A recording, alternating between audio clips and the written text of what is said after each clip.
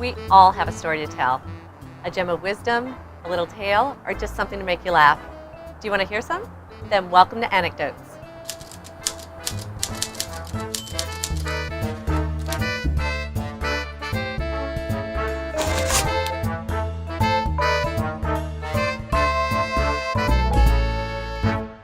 I'm Lisa Mackle-Smith, and today we're at Sea Beavers visiting with Johnny Rock, actor, comedian, DJ, voiceover artist.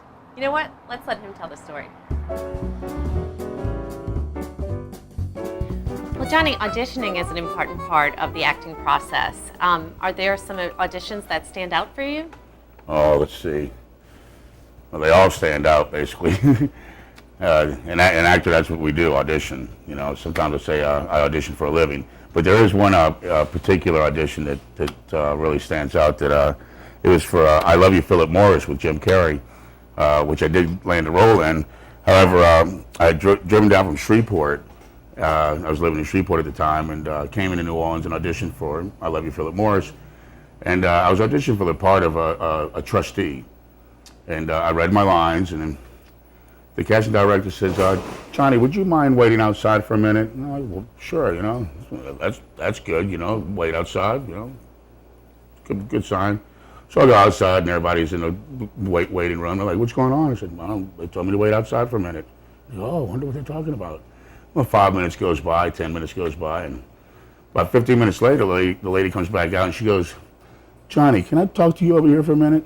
I'm like, okay. So I get up and go over and she goes,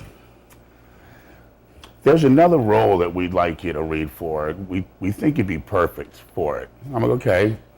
And she goes, there is one thing though. I'm like, okay. She goes, well, there's some gay overtones to it. I said, well, wait. What I hear you telling me is that there's a part that you think I'd be perfect for, and there's some gay overtones to it. She goes, well, what we mean to say is that we like your voice and we like your look for this role. I said, okay. And she goes, there's one more thing. I said, okay. She goes, in this scene, you'd be getting it doggy style from Jim Carrey. I'm like, oh, man. She goes, do you have a problem with that? I said, I said, I don't know. You know, I've been waiting for my big break. And it is Jim Carrey. Right. It is Jim Carrey. And it is just acting, right? She goes, oh, yeah, it's okay. Yeah, I'll do it. So. And then, of course, she told me what the line would be, and I don't think I could mention the line here on Anecdotes. But when she told me that, the line, I was like, oh, no. So I don't know if I want to be that guy where people come up on the street and go, hey, you're the guy that, come on, say it. No, I can't say it.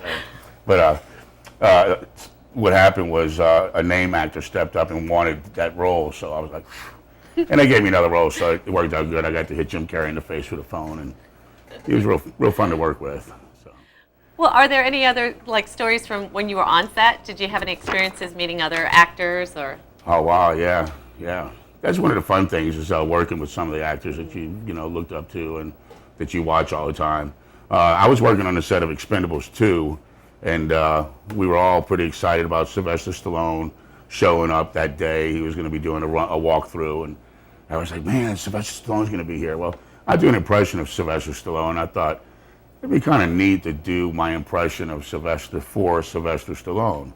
So lo and behold, the big day comes where, okay, Sylvester's supposed to be showing up on set that day, and me and about 5 other friends were standing outside the soundstage, and we're just standing in a circle talking, and sure enough, he walks right out the door, right here, and he's got his sunglasses on, his cigar, and had his entourage with him.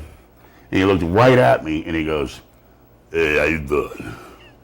But he kept on walking, you know. He's like, it was a question, but he didn't wait for a response. It was just like one of those, hey, how you doing? You know, so he's like, hey, how you doing?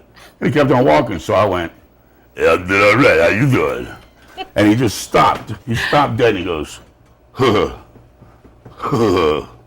that's pretty good. I'm like, yeah, all right. So we were all high-fiving, so he was real cool to work with, too, you know. So. Well, what are some projects that you have coming up in the future?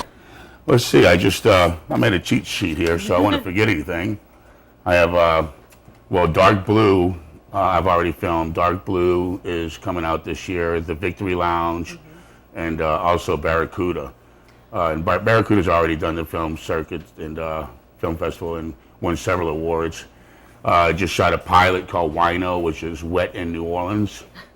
And so we hope that gets picked up. And coming up now, I have Jay, who is short film that I'll be doing. China White, I'll be filming early this year. Keystroke Killer, the TV series. And just got booked day before yesterday on a horror film called Fright Farm. Yes, Fright Farm. So Great. 2013 looks like it's going to be good so far. It sounds really busy. What's your favorite kind of film to shoot? Your favorite genre? I kind of like playing the opposite of what I am, you know. I enjoyed working on the Victory Lounge because I was the owner of the Victory Lounge, and I was real butthead, I guess you could say, you know. And I'm not a butthead. Am I? No. You know, the character's just real, you know, it doesn't want to have anything to do with anybody. Don't bother me. And he thinks his club is like a Las Vegas type club, and it's really a little hole in a wall. So I like something that stretches my ability, you know. Yeah. Well, I have to ask you, will you do your Wolfman Jack impression for me? I will do my Wolfman Jack. I'll tell you a quick story. Okay. So I'll do my Wolfman in the story. I got to meet Wolfman Jack just about 3 months before he passed away. And at the time, I was working at a radio station in San Antonio called Kono, K-O-N-O. And it was an oldie station. I was doing a takeoff on Wolfman Jack. And so I got to meet him, and I approached him. I shook his hand. I said, let me just tell you, ever since I was 13 years old and I saw you on the Midnight Special in American Graffiti. That's right, it was American Graffiti I first saw him. I said, I've been a big fan. In fact, I do an impression of you, and I have a radio show out of San Antonio. I was curious if you ever got any feedback. And he goes, as a matter of fact, I heard about this McDonald's commercial you did. I said, did you really? He goes, did you do some McDonald's commercials? I said, yeah. He goes, well, I guess I heard about it. Where's my check? I said, oh, come on, Wolf. So that was really neat to meet him, you know. But in a recent survey, people asked if rock and roll music affected their hearing. 10% said yes, 13% said no. Everybody else just didn't hear the question. That's great. Thank you for watching this episode of Anecdotes. Follow us on Facebook and Twitter to keep up with the show. And if you have a story to tell and would like to tell it here, then email us at AnecdotesNOLA@lafilm.net. See you next time.